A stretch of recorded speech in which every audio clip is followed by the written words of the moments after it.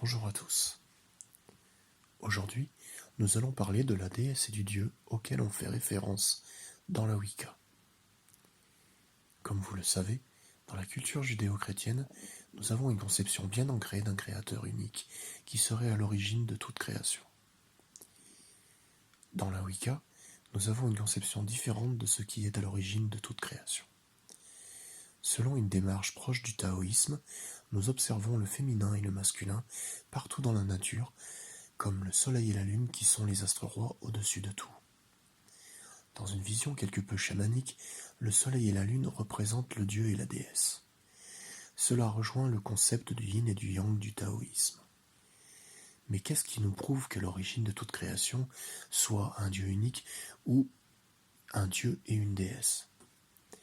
Eh bien, pour les chrétiens, mais aussi pour les juifs et les musulmans, on se fie à des prophéties inspirées de Dieu, consignées dans des livres saints, la Bible et le Coran. Je ne pourrais pas parler du Coran n'ayant lu que de courts passages, mais pour ce qui est de la Bible, nombre de spécialistes sont d'avis que les prophéties ont été écrites après les faits accomplis. Et pour les prophéties qui concernent notre époque, je noterai celles propagées par les témoins de Jéhovah concernant le temps de la fin, qui est tout à fait naturellement fausse, puisque les témoins de Jéhovah ont été obligés de mentir sur la date de la prise de Jérusalem par les Babyloniens en la déplaçant de 20 ans plus tôt que ce que les historiens disent. Tout ça pour faire correspondre un calcul qui amènerait à 1914. Ce qui est tout naturellement faux, puisque Jérusalem a été prise 20 ans plus tard que ce que les témoins de Jéhovah disent.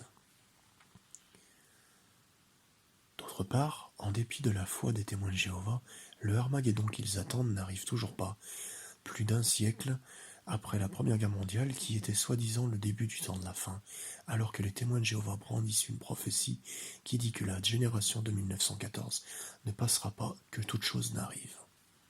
Bref, il n'y a aucune preuve dans la Bible d'une inspiration divine fiable. Vous noterez que la Bible donne un récit d'environ 4000 ans d'histoire entre Adam et Ève et Jésus-Christ, ce qui fait remonter l'origine de l'humanité à seulement quelque peu plus de 6000 ans dans le passé.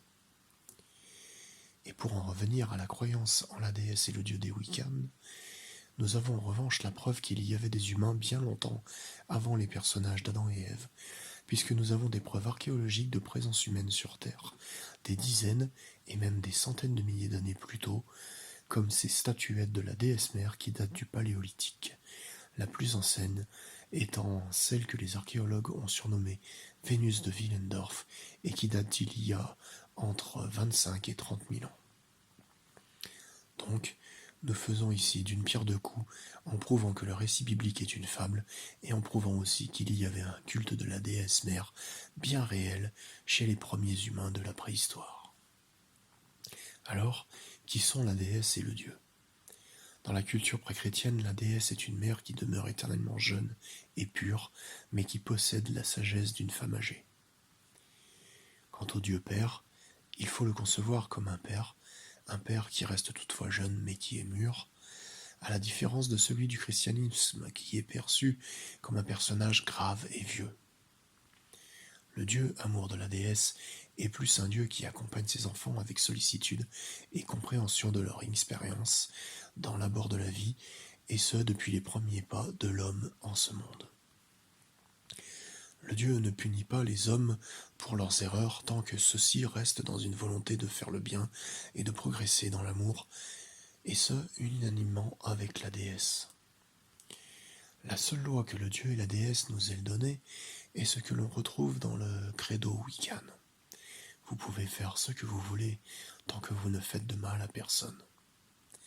Ce qui les caractérise, c'est avant tout leur amour et leur sagesse, mais aussi leur puissance que l'on imagine illimitée puisqu'ils sont les maîtres de l'univers. Nombre de gens, et bien des magiciens, ont appréhendé la source de toute chose, l'origine de cette force qui circule dans l'univers, comme le grand mystère, la source de toute vie et de tout pouvoir, qui a animé tous les questionnements de l'humanité depuis des millénaires. Ce grand mystère que nombre d'entre nous ont cherché à identifier, c'est la déesse et le dieu primordiaux.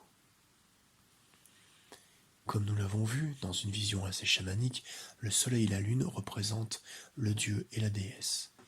C'est pour cela qu'on appelle aussi la déesse déesse lune et le dieu dieu soleil, en même temps qu'on les appelle déesse mère et dieu père. Sortis de là, la déesse et le dieu n'ont pas d'autre nom. Nous pouvons tout de même les qualifier de parents divins ou encore de couples divins. Les magiciens qui étaient à la recherche du grand mystère étaient par ailleurs des magiciens orientés vers le bien et bien entendu vers la magie naturelle. Dernière précision, le culte du dieu et de la déesse ne repose pas sur des textes sacrés des écrits anciens, mais sur une tradition orale qui vit par le souvenir des temps les plus anciens et inscrite dans l'âme humaine depuis son origine.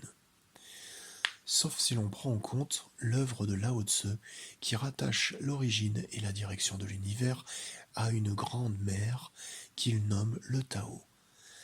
Tao qui comprend une facette yin féminine, mais aussi une facette yang masculine qui n'est en réalité autre que la personne du Dieu, tout simplement.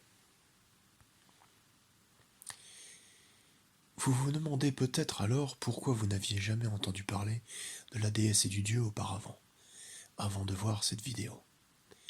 Eh bien, c'est parce qu'à une époque lointaine, les humains ont fait le choix d'écouter les autres dieux qui se proposaient d'offrir des dons et des services que la déesse et le dieu refusaient de leur accorder, et ainsi de mettre de côté leur mère divine et leur père divin. C'est à la suite de ce choix que les humains se sont enfoncés dans une course vers toujours plus de pouvoir qui les a menés à la situation dramatique que nous connaissons aujourd'hui. C'est la voie sur laquelle nous ont mené les dieux secondaires, voie que la déesse et le dieu voulaient nous épargner en nous encourageant à la sagesse. La ligne de conduite était simple, respecter la liberté des autres et leur droit de réaliser leur œuvre personnelle, et à partir de là, chacun était libre de faire ce qu'il voulait. La liberté des uns s'arrête là où commence celle des autres, ce qui permet que chacun soit libre de faire ce qu'il veut à partir du moment où il ne fait de mal à personne. Donc, liberté, oui, mais pas sans conscience. Ces conseils ne s'appliquaient pas qu'aux relations entre êtres humains, mais aussi dans les rapports avec les autres créatures des règnes animal et végétal. Tout cela était pour que nous vivions tous dans l'harmonie, dans la paix et l'équilibre.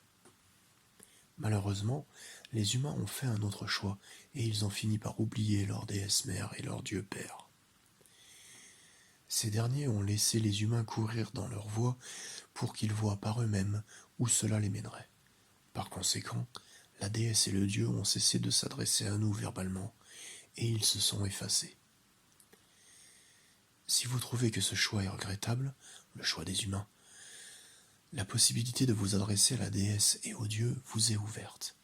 C'est d'ailleurs une possibilité qui est offerte à toute l'humanité. La déesse et le dieu ne laisseront pas l'humanité s'exterminer elle-même et disparaître avec le monde qu'ils ont créé. Nous pouvons rectifier le tir. Il faudra seulement une prise de conscience et une décision générale de l'humanité pour que la déesse et le dieu décident de nous reparler comme dans les temps anciens oubliés. Avant d'en arriver là, il nous faudra malheureusement être patient avant d'entendre la voix de la déesse et du dieu, mais cela ne doit pas nous empêcher de nous adresser à eux et de les prier de résoudre la situation dans laquelle nous sommes. Vous pouvez d'ores et déjà commencer à vous tourner vers eux pour ce dont vous avez besoin dans votre vie quotidienne, pour résoudre vos problèmes et avancer sereinement. Vous pouvez mettre votre confiance en eux. Le fait de ne pas les entendre ne vous empêche pas de ressentir leur présence, pourvu que vous soyez sincère et animé de bons mobiles. Et puis, par ailleurs, la déesse et le dieu ont quand même pris la mesure de nous léguer un bien considérable pour nourrir notre esprit et nous guider en attendant. C'est le Tao Te Ching. Ça s'avérait nécessaire quand le dieu satanique a décidé d'imposer un texte pour dominer l'esprit des humains, à savoir la Bible, parce qu'il voulait maintenir l'humanité sous son contrôle. nous pouvons être reconnaissants envers la déesse et le dieu pour ne pas être restés sans rien faire. Voilà. J'espère que cette vidéo vous aura permis d'entrevoir de manière juste qui sont la déesse et le dieu, nos créateurs en qui nous croyons dans la Wicca. Et il ne me reste plus à présent qu'à vous souhaiter une agréable journée ou agréable soirée avec la bénédiction de la déesse et du dieu. Au revoir.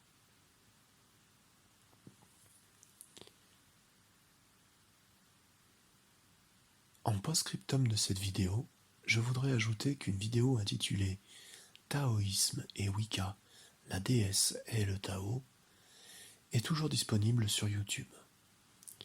Elle vous donnera les preuves que le Tao Te Ching parle bien de la déesse quand il est question du Tao.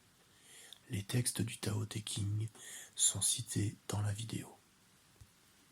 À bientôt.